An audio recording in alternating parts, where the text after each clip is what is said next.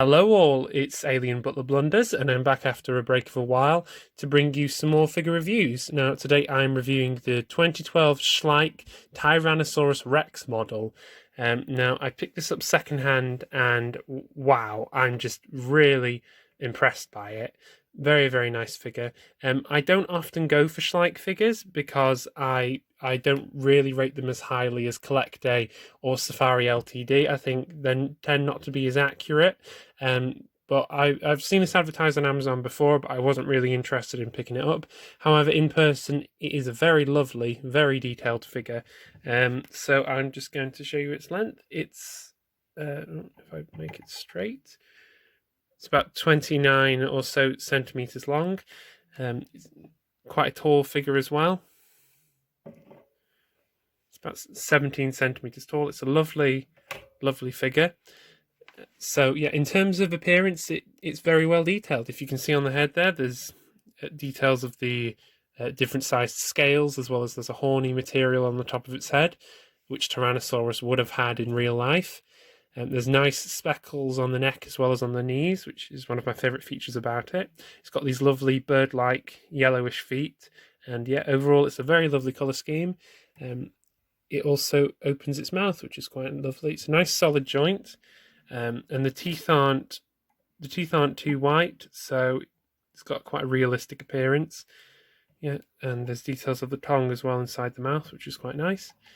Just show you the other side as well. Yeah, most models have a good side and a better side, and that's its less good side, and that's its better size. Its pose is interesting as well because it's got its head raised, which you don't often see. And I like how you can close the mouth on it as well, which theropod models don't always allow you to. In terms of scientific accuracy, though, it does have a few mistakes. I mean, the horn's lovely. The keratinous horn material is lovely. I think that's quite lifelike and quite accurate. The head's lovely. It's got nice, strong jaw muscles at the bottom there, which are often ignored, but they would have had these large muscles. I forget what they're called, but they're very large on alligators at the bottom of the jaw there, so that's lovely. The arms are a bit funny. They're sticking out very much too far, and the wrists are pronated. So instead of having the wrist like that, it would have been stuck to the side like that. So it's T-Rex's claws, as well as all theropods, would have been to the side rather than just like the bunny rabbit hands of Jurassic Park's raptors. So that's a bit of a mistake there. As well on the feet, the very first digit you can see there, all theropods had their first digit reduced and on the side. That wouldn't have come into contact with the ground. But in this one, it's very large, like a chicken's one, and it's coming in contact with the ground. So, I mean, it's okay. It's not perfect, but the feet are still very lovely. Very bird-like feet with lovely large scales on them.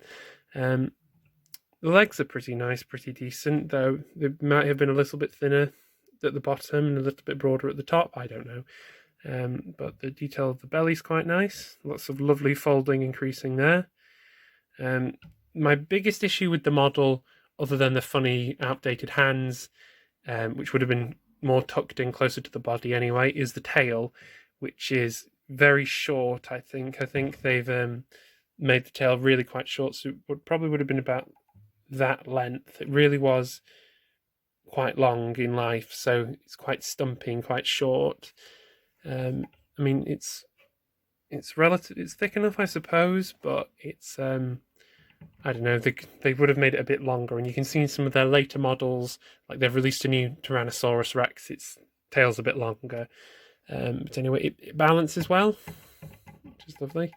And in terms of integument, in terms of skin detail, its appearance would probably still be valid today. It's got quite large scales. They're polygonal, I think they're called. So then they're not overlapping like snake scales or lizard scales. They're just individual neighboring scales, and it's quite lovely. And we know from trace fossils that T-Rex did actually have scales. So there was discussions a while ago about it having feathers, but we know now for a fact that it would have been scaly, or at least have bared skin. It might have been furry when it was younger, but the adults were almost certainly completely featherless, hairless. So, I mean, yeah, it's lovely. It's clearly based on the Jurassic Park T-Rex. similar details at the top of the head, but they've had a bit of their own artistic license with the feet, which I'm a big fan of, and the crest on the top of its head, which I love. So yeah, overall I was quite impressed with this figure. You can get it for about £15 on Amazon, which I think is quite reasonable. So yeah, one more detail I'll point out is the opening, the jaw that opens is really a lovely feature, and you see that some toy companies like Collect Day have recently started doing that, with some of their most recent models, like they have the big Triassic Lisaviccia model, the big elephantine reptile with horns on its mouth. It's got an open jaw feature as well, which Collect Day's copied from Schleich, so it shows that Schleich had some good ideas, to be honest. And if you pay attention to it, it does have a slight overlapping ridge by its teeth, so there is a short lip. It's not lipless, which is quite nice. But in life, T-Rex almost certainly had lips covering its teeth.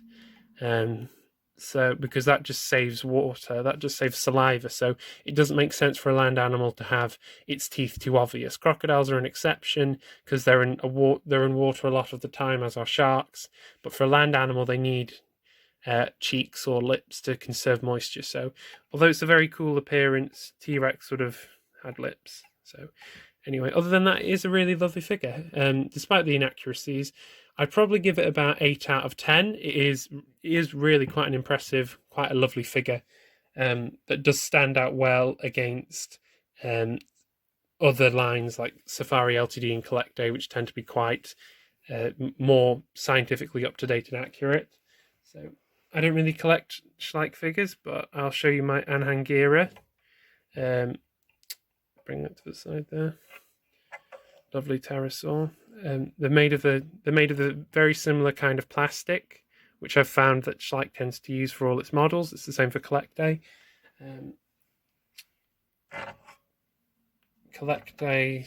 I'm going to show you the Collect Day Pliosaurus model, which is another big predatory Mesozoic reptile, and it's made out of a soft rubber, which Collect Day uses for a lot of its models.